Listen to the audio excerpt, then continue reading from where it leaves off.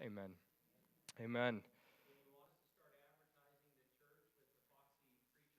There you go. Yes, Fox. That'll work. I'm sure we'll get some newcomers for that one. Yes. So here we are in 2 Samuel chapter 10. And last week we looked at chapter 9, which is one of the most hidden gems in all of God's Word when it comes to understanding this idea of redemption and that David wanted to show kindness to Mephibosheth. And even though he was lame, his lameness, his brokenness didn't bother the king. And David pretty much adopted him and had a pupil. And it just closes up there in chapter 9. It says that, so Mephibosheth, he dwelt in Jerusalem, for he ate continually at the king's table, and he was lame in both his feet. Even though there's a spot for him at the table of the king, his lameness still exists, and we talked about how that is true for you and me spiritually, and we are lame, but when we come to the table of grace, our lameness is covered up, but we can't forget that we're still lame, because otherwise we might start looking down on other people that are lame just like we are. And that was a fun study last week, so go back and check that out if you missed out. And anyway, we're picking it up in chapter 10 here, and we see in verse 1 it says, "And it happened after this that the king of the people of Ammon died, and Hanun, his son, reigned in his place. Then David said, I will show kindness to Hanun, the son of Nahash, as his father showed kindness to me. So David sent by the hand of his servants to comfort him concerning his father. And David's servants came into the land of the people of Ammon." So David decides that he wants to show kindness to this new king because his dad was so kind to him. And I like this because in the previous chapter, we also saw that David woke up one day and decided he wanted to show kindness to the descendants of Jonathan. And now here he is deciding he wants to show kindness to some more people. And David was just kind of a guy who had a kind heart. And, you know, the Bible talks about this in Ephesians chapter 4, verse number 32. Paul would say this. He said, "And be kind to one another, tender-hearted, forgiving one another, even as God in Christ forgave you." And this kindness that's displayed in the heart of David just speaks of the reality of the title that David had, and that is that he was a man after God's own heart. And God has a heart of kindness towards his people, and so does David, and so should we. So here he is wanting to bless this new king, Hanun. Verse 3 says, "And the princes of the people of Ammon said to Hanun, their lord, do you think that David really honors your father because he has sent comforters to you? Has David not rather sent his servants to you to search the city, to spy it out, and to overcome it?" Man, he hears that David wants to bless him. He's excited, but then some people come along and say, are you that naive? Are you that stupid? Do you really think that David just wants to bless you to bless you? Don't you think that David might have an ulterior motive here? Don't you think that David's trying to actually get in and do something with this blessing? Now, that's not the case. David honestly just wants to bless him, but there's people that come along that are cynical, and they can't just receive a blessing. They can't just receive something good for them. And in that, it causes us to ask a question, you know, are we able to receive when people want to bless us without being cynical about it, without thinking, you know, what's their motive? What are they after? Can we just receive when someone's trying to show kindness to us? Or do we become like these people and say, surely there's got to be more to the story? Because there actually isn't, but through this misunderstanding, there's going to be some chaos here in chapter 10. Verse 4 says, "Therefore, Hanun, he took David's servants," this gets so good, "shaved off half their beards, cut off their garments in the middle at their buttocks, and sent them away." So he gets the servants here, Hanun, he takes David's servants, the ones who were there to bless them, and he shaves off just half their beards, and then he cuts up their garments so that their derrieres are flopping out. And you read that and you go, now that's an interesting thing to do to people. And obviously the motive behind this is that of shame, right? It's like we're trying to shame the people of David because we think that their kindness is actually some sort of underlaying evilness in regards to this. So they shave off their beard, they expose their rears, and they send them running. Verse 5, and when they told David, he sent to meet them because the men were greatly ashamed. So what they wanted to accomplish was accomplished out of shame.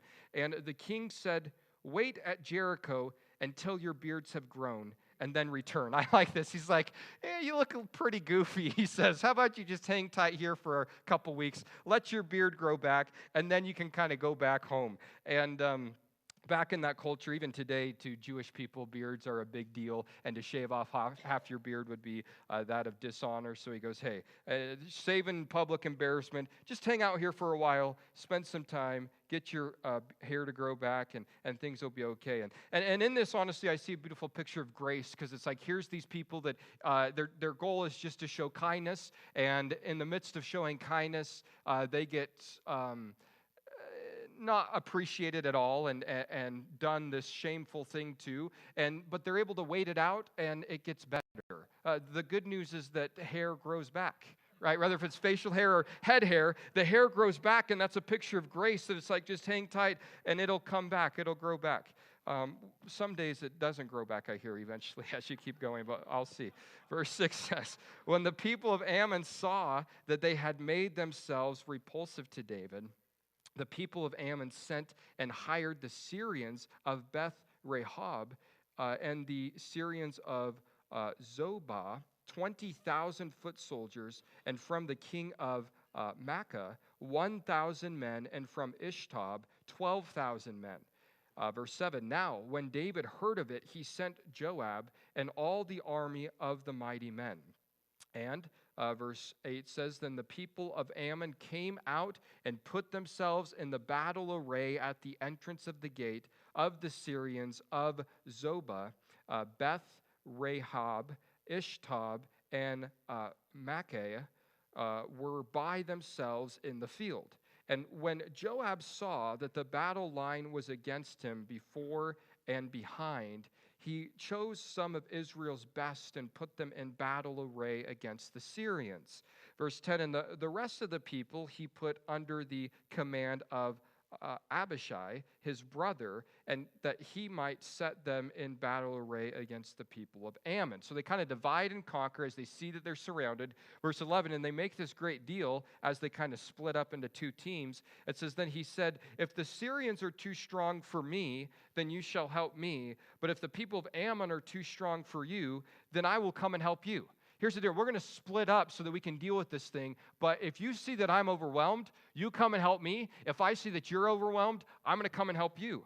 And in Galatians chapter 6, verse 2, Paul talks about how we should be bearing one another's burdens. And that's what this is a picture of, that, man, you see your brother over there drowning, and it's like you can go over and help them and relieve some of the stress and help them out in the battle. Well, that's what they're going to do here. So they make this little deal. Hey, I'll help you, you help me. We're going to get through this together.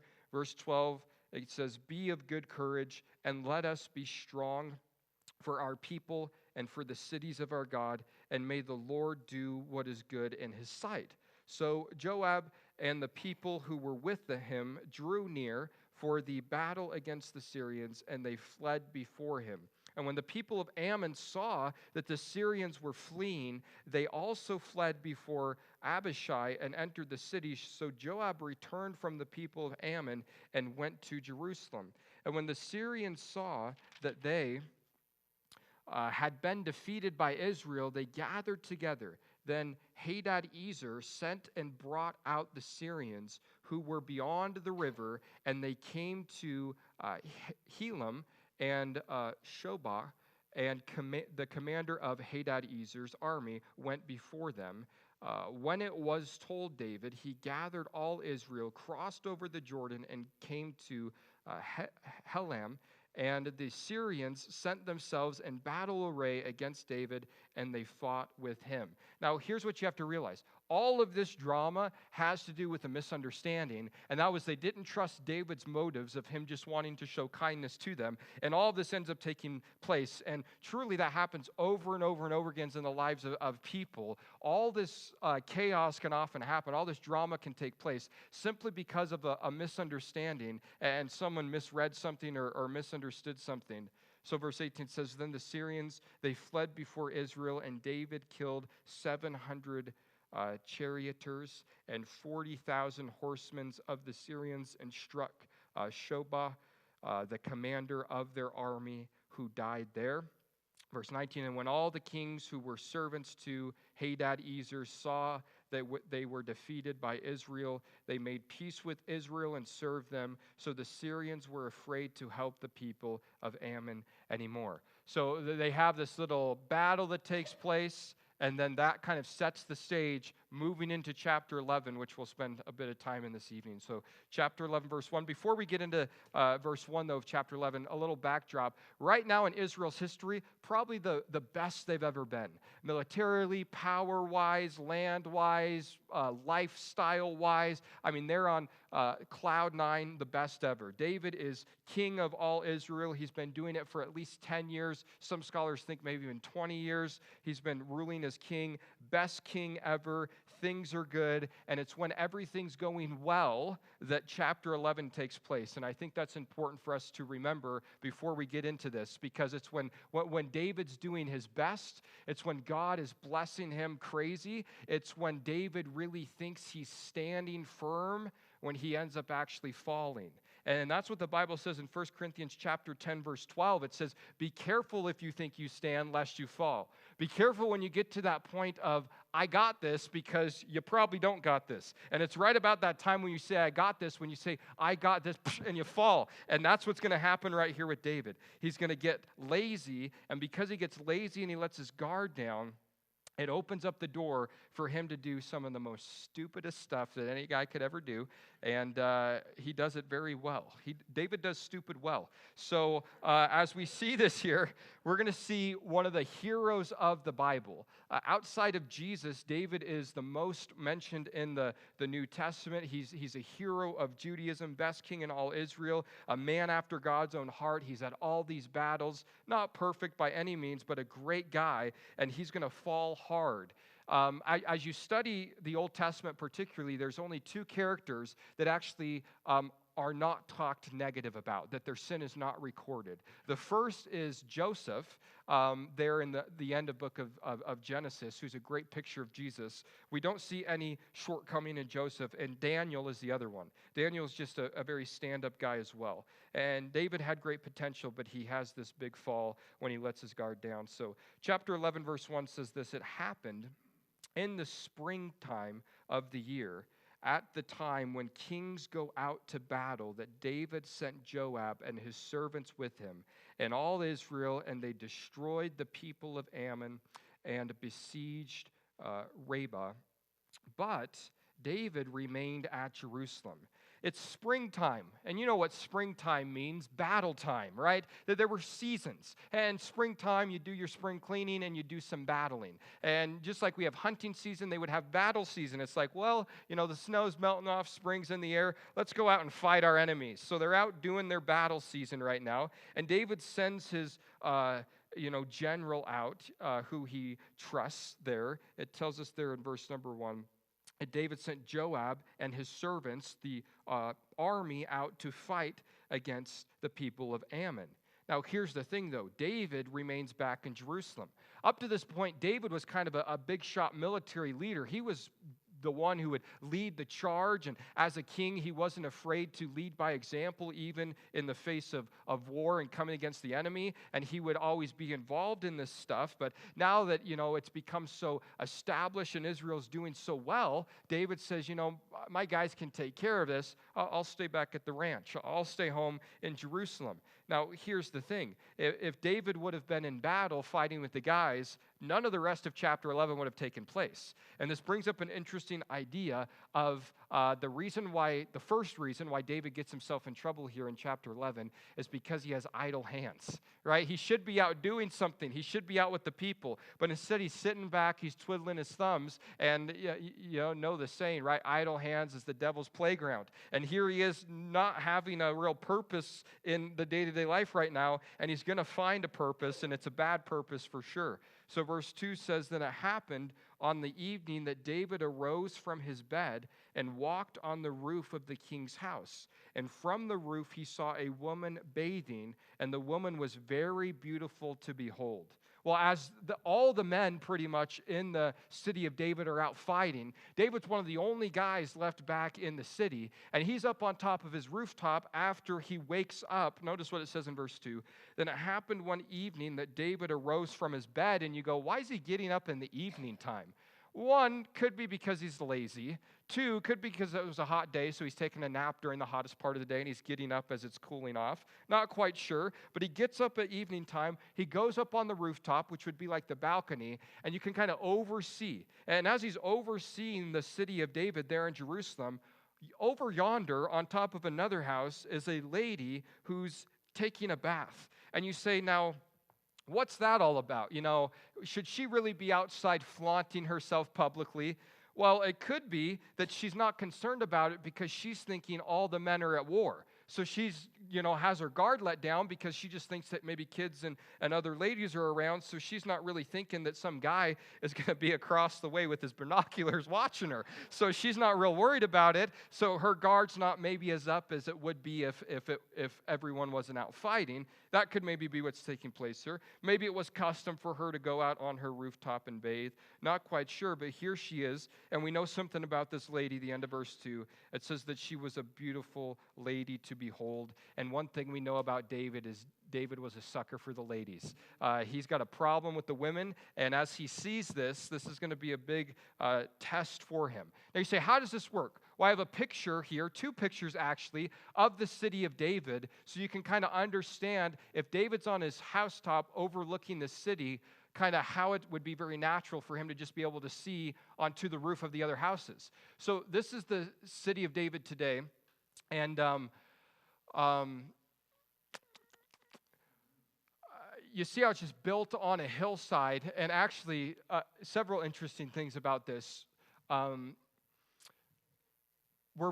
got this picture off of Google, but virtually this is the spot you can go up and stand on top of this old house and overlook at this very spot. Across the way here is actually where David's son Solomon, on this whole hillside. Now, these aren't those houses, but on this whole hillside, Solomon built a bunch of houses just like this for all of his wives. So it's like, here, you guys can all kind of live over there, and he could be on the other side there in the palace, kind of overlooking everything. But, you're just up on top of the palace, and you can see the top of any of these houses, so it could be very easy for David after his nap to be out there just enjoying the coolness of the evening, and something catch his eye. We have just one more picture just to kind of, that one's a little bit more prettier because there's flowers in it, but you just see that hillside and the way that it's terraced and how you could easily see on top if someone was up there bathing. So here's this good-looking lady who's on top of her house bathing, and the king's palace sitting up higher is overlooking the whole city, and David gets an eye shot of this woman. So verse 3, what does David do about it? It says, "So David sent and inquired about the woman. And someone said, 'Is this not Bathsheba, the daughter of Eliam, the wife of Uriah the Hittite?' David sees this. He goes back down into his palace, and he starts asking around.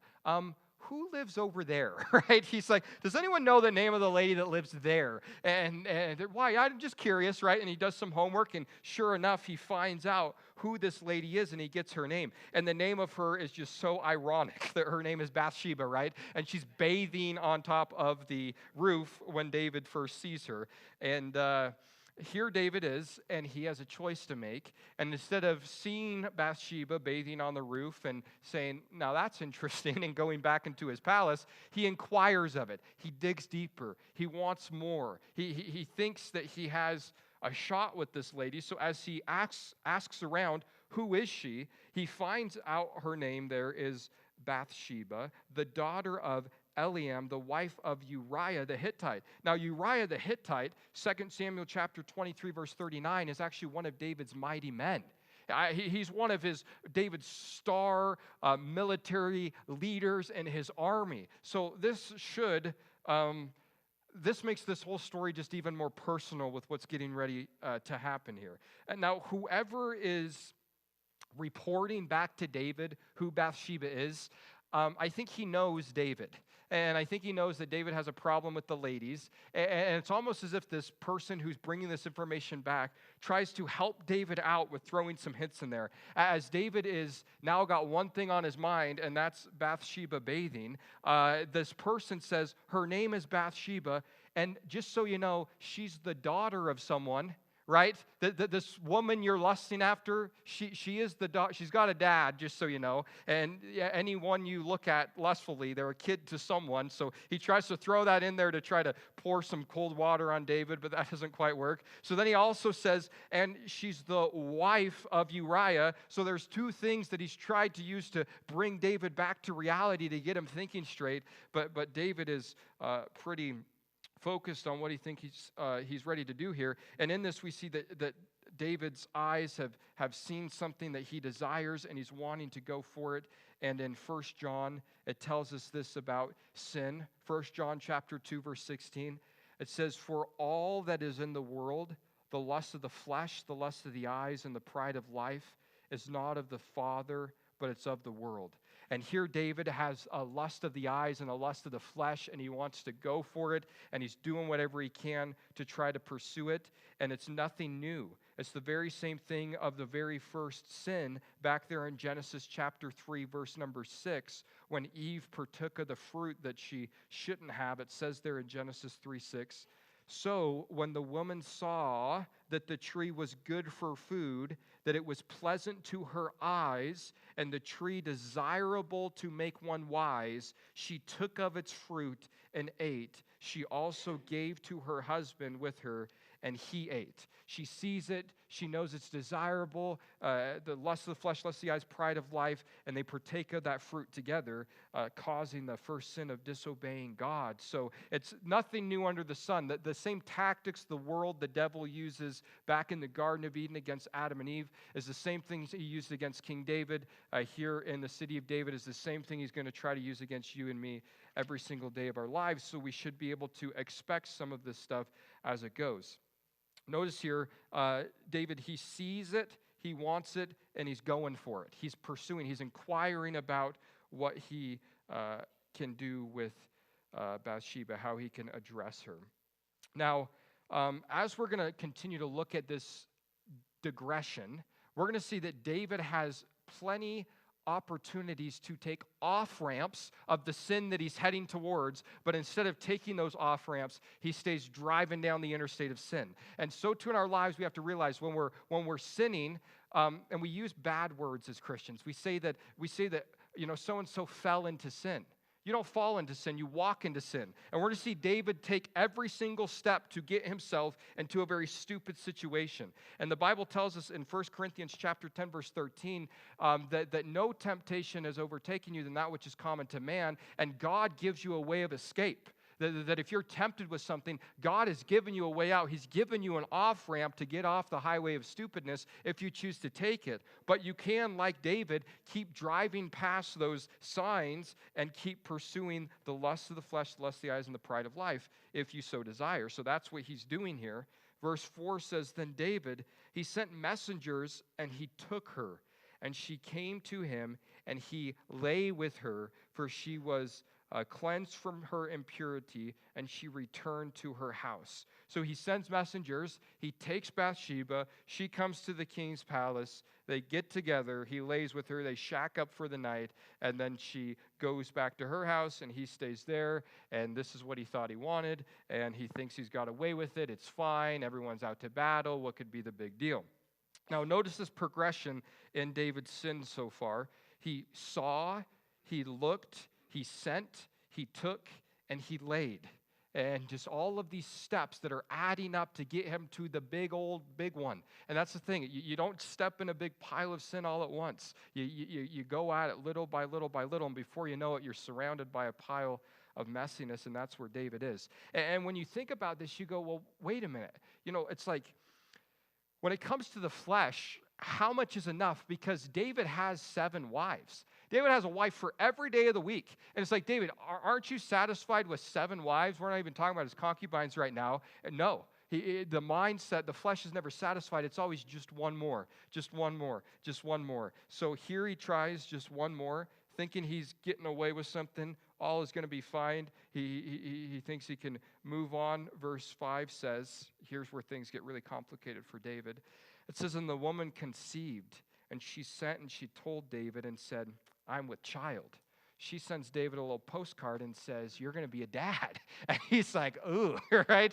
This is going to be hard to cover up now all of a sudden. Why? Because all the other men are fighting for the country, and the only guy left around is, David here, the stallion David, right? And here he is, and it's like it's going to be very obvious what is taking place here. So David now has to try to figure out how to cover up his sin. And he's going to do a pretty good job of trying to figure out how to do that, but every time he tries to do it, it's not going to work. And actually, every time David tries to cover his sin, it's going to get worse and worse and worse and worse and worse. And it's going to compound more evil, more evil, more evil as he tries to cover up this sin.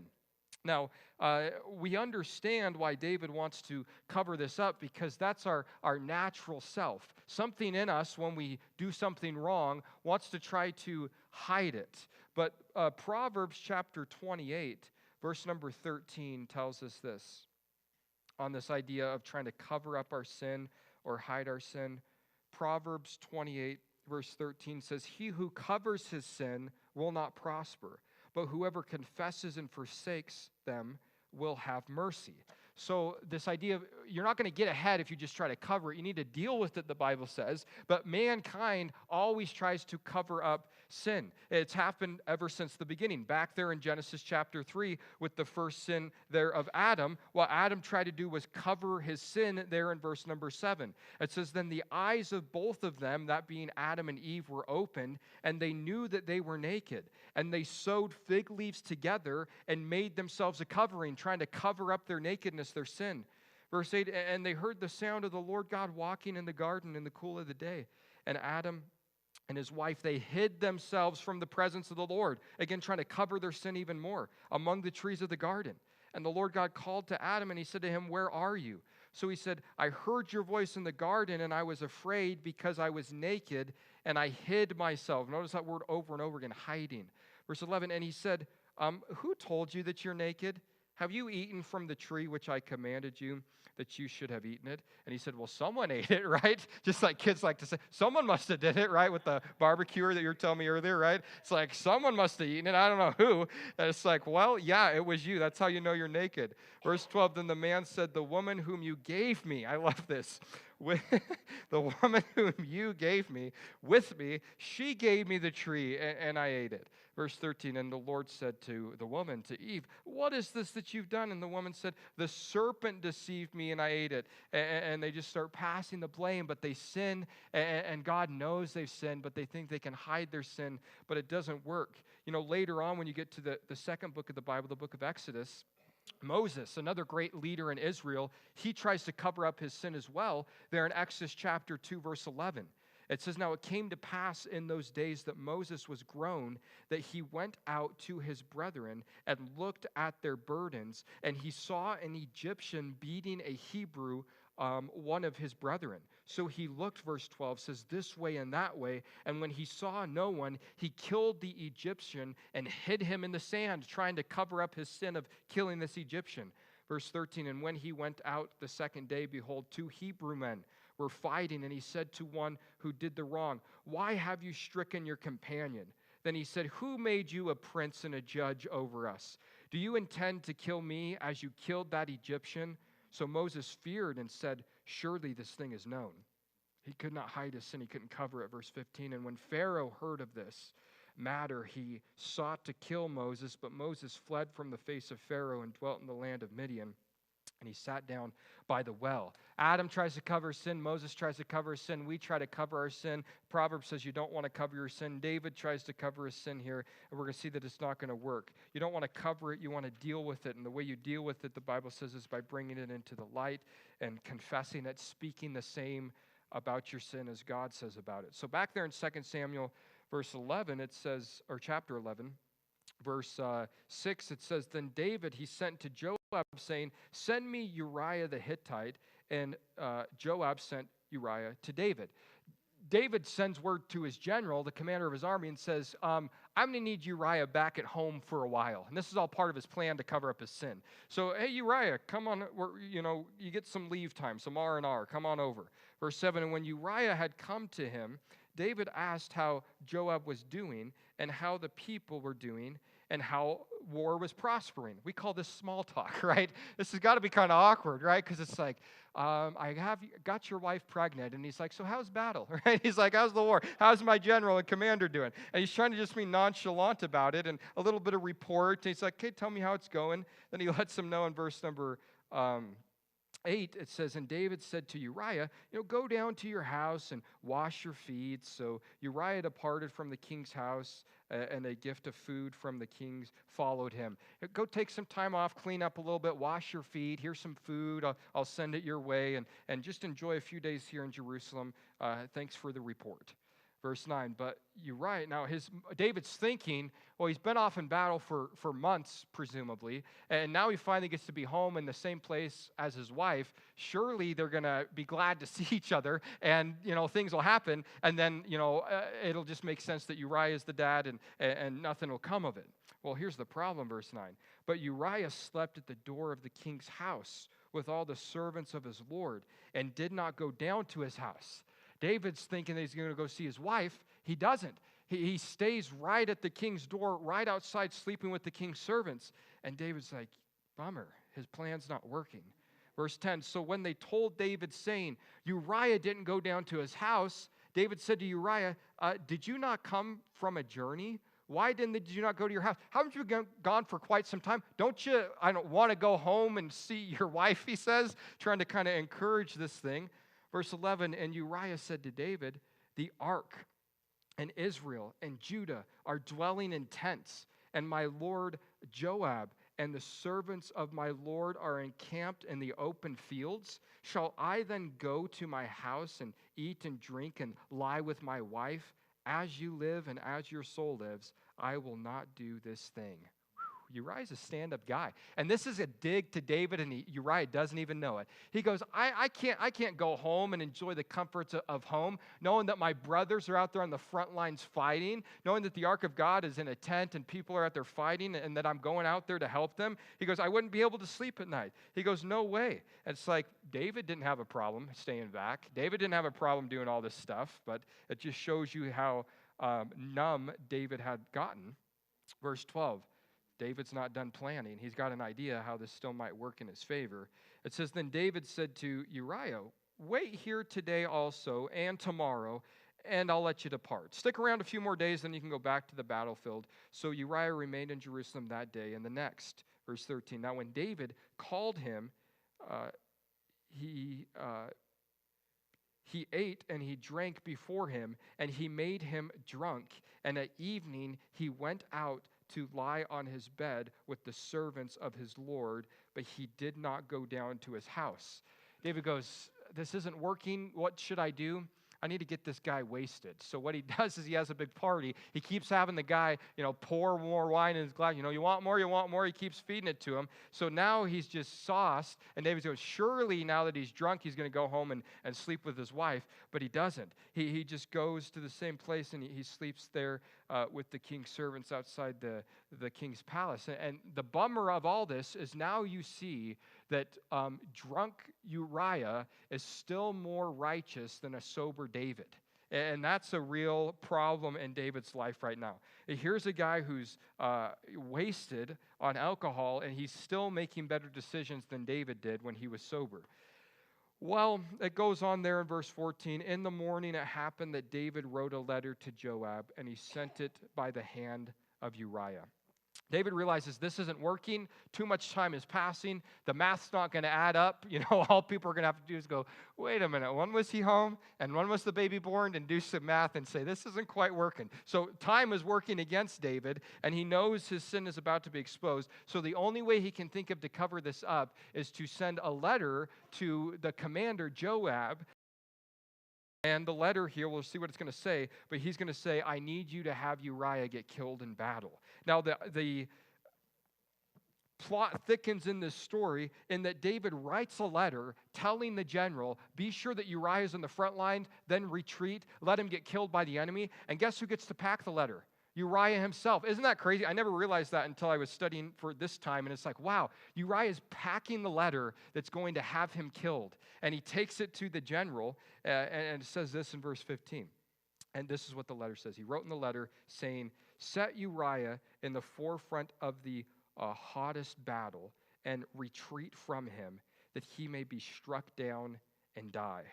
And now you see how David's sin has compounded more and more and more to just lust of the eyes, seeing something, lusting after it, acting on it, sexual sin, to now it grows into now being willing to even murder an innocent person to try to cover up his sin. So he says, hey, I need you to get Uriah killed off, because then people won't know. They'll be, oh, he was home on leave for this season, went back to battle, died the next day, and now he's got this long-lost child that him and his wife must have had while he was back in Jerusalem for that season. Only one who would know would be David and Bathsheba. Well, verse 16 says, it was while Joab besieged the city that he assigned Uriah to a place where he knew there were valiant men. So he gets the letter, he's got the plan. Verse 17, then the men of the city came out and they fought with Joab, and some of the people of the servants of David fell, and Uriah the Hittite died also. Some people died, including Uriah. So David gets what he wants.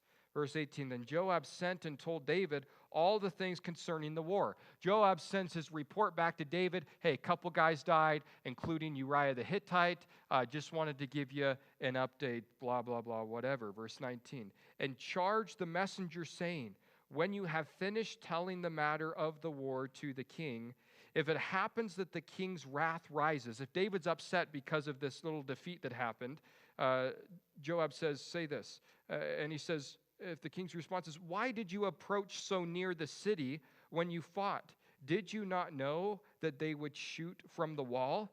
What kind of battle strategy was this, getting close to the city? Don't you think they'd be shooting arrows down at you? Don't you realize you're vulnerable? Here's your response, verse 21. Say this. Who struck Abimelech, the son of Jerubbaal? Was it not a woman who cast a piece of millstone on him from the wall so that he died in Thebez? They did. Why did you go near the wall? Then you shall say, your servant Uriah the Hittite is dead also. If David challenges why this took place, because Joab doesn't know why David wanted Uriah dead. All he's got is a note, so he's not quite sure what's going on here. But as he sends the messenger back with the report, he goes, if David challenges our battle strategy, say, well, didn't this happen before with Abimelech? And you say, where do I remember that story? Well, it comes from Judges chapter 9. And this is great proof that Judges didn't just happen, but was recorded before 2 Samuel was written, because in Judges chapter 9, verse 50, we see this great story. And this is one of my more enjoyable passages in the book of Judges as well, because I find this quite humorous. It says, then Abimelech, he went to Thebez, and he encamped against Thebez, and he took it. But there was a strong tower in the city, and all the men and women, all the people of the city, they fled there, and they shut themselves in. And they went up on top of the tower. They're hiding in the tower. The doors are locked. They just got to wait them out, and they'll be fine. Verse 52, so Abimelech, he came as far as the tower and fought against it, and he drew near the door of the tower to burn it with fire. But a certain woman dropped an upper millstone on Abimelech's head and crushed his skull. You just see this lady from the top like waiting, and it's like, oh, now, psh, and it just comes down and just cracks him right on the skull. And this guy is such a prideful guy. This is what he says. I love this. It says in verse... So he comes to the door of the tower, fire, millstone drops at verse 54. Then he called quickly, so he's not quite dead yet, to the young man, his armor bearer, and said to him, draw your sword and kill me, lest men say of me, a woman killed me. So his younger man thrust him through, and he died. And when the men of Israel saw that Abimelech was dead, they departed, every man to his own place. He goes, yeah, this can't be the way I go, that this woman dropped a rock on my head from a tower. He's like, hurry, cut me with your sword. So all this takes place. But the point is, one of David's men uses this example there to tie into what's taking place here. Now, I can't help but wonder if maybe by inspiration of the Holy Spirit, there's a bit of a hidden meaning that's used here, because what did Abimelech in was a lady. And what kind of does David in? Bathsheba. This is something that's going to affect him. Even later on, when we get to the book of Chronicles, which is just recounting a lot of history, David is known as a godly guy, a great king, and it kind of brags about him quite a bit, but it goes, except for his whole issue with Bathsheba, and it's thrown in there, and this follows him the rest of his life. Well, verse number 22, it says, so the messenger went and came and told David all that Joab has sent to him. And the messenger said to David, surely the men prevailed against us and came out to us in the field. Then we drove them back as far as the entrance of the gate. So he's given the battle report. Verse 24, and the archers shot from the wall at your servants, and some of the king's servants are dead, and your servant Uriah the Hittite is dead also. And when David gets this report, he's got to have a little bit of like okay, good. My plan worked. My sin's covered. Good to go. No more problems. I can keep moving forward with my life. Verse 25, then David said to the messenger, thus you shall say to Joab, do not let this thing displease you. Don't beat yourself up that we lost some guys in battle. He said, the sword devours one as well as another. Strengthen your attack against the city and overthrow it, so encourage him. Look, you win some, you lose some. Don't feel bad. Keep on fighting. Thanks for the heads up. Verse 26, and when the wife of Uriah heard that Uriah, her husband, was dead, she mourned for her husband. Bathsheba gets word that Uriah has died in battle. She hears this. She mourns, customary mourning period for about 7 days. She mourns here for a week. Verse 27, and when her mourning was over, David brought her to his house, and she became his wife and bore him a son. But the thing that David had done displeased the Lord. David looks like the hero. Poor Uriah dies in battle. David, who cares about the widow and orphan, steps in and says, let me add you to my family. I'll marry you. You can be wife number 8, and you can live in the palace, and I'll take care of you. And everyone's looking at David like, aren't you so compassionate, David, that you would take on one more wife after already having 7, and you're just a stand-up guy. And it's like they don't realize the backstory, but guess who does? God does. And here's what's so interesting about all of this is that this guy who does this stupid thing is the same one who back in 1 Samuel chapter 17, verse 45 said this, as he's facing Goliath, the Philistine, with just a sling and a stone. David cried out, you come to me with a sword, with a spear, and with a javelin, but I come to you in the name of the Lord God of hosts, the God of heaven, the God of the armies of Israel, whom you have defeated. This day the Lord will deliver you into my hand, and I will strike you and take your head from you. How does he go from this godly, faithful young kid to now a guy who's the adultery part of it's bad enough, but the murder and the cover-up and looking like a good guy when he really isn't, you just see this great division, and it's a bummer to see this. But David knows what the end of verse number 27 says. Although David thinks he's gotten away with it, we'll see in the next chapter he hasn't. And the way that God shows David that David hasn't gotten away with this is so clever. I love the story that Nathan uses to let David know that he didn't hide anything from God. But David knows that God knows. And the reason we know David knows this is because he writes about it in a psalm. And Psalm chapter 139, a couple verses here. Psalm 139, verse 2, David would say, you know my sitting down and my rising up. You understand my thoughts afar off.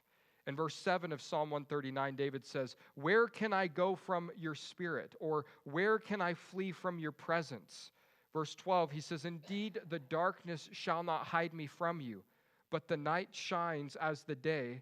The darkness and the light are both alike to you. God, you see in the dark and in the light. David realizes there's nowhere I can go to hide myself from you. And here we're going to see as we get into the next chapter, the next time we get together to study this, that it's going to be a very dramatic way that David gets called to the carpet here, and he realizes that he thought he'd covered his sin, but he didn't, so he should have just dealt with it, because then Uriah could have still been alive. Now, you read all this, and you go, this is an ugly chapter. This is a bummer of the downfall of David. Hagen, how does this tie in with chapter 9 and the whole lame legs under the table of grace, and, Jesus is cool and all this stuff? How do we see Jesus in light of this messy chapter? Well, I find it interesting when you look up what the name Uriah means, because the name Uriah means Jehovah is my light. Great name, Uriah. Jehovah is my light. Now get the picture. Jehovah is my light. Uriah dies in order to try and cover David's sin. Does that sound like something? Right? Jehovah is my light. Jesus dies in order to, and here's where the news gets good, to not just try to cover man's sin, but what the Bible actually says in the New Testament, it actually takes away the sin of the world. So Jehovah is our light. Jesus died for us in our place in order to get rid of our sin. Just like in the story Uriah, Jehovah is our light, died to an attempt to cover up the sin of David. So there's that gospel grace message that's there even in such a messy chapter such as chapter 11. So next time we get together, we'll be in chapter 12, and we'll see 11 and 12 go really good together. I wish I could have done them, but we got places to be probably, so I guess we'll close up there. Let's pray.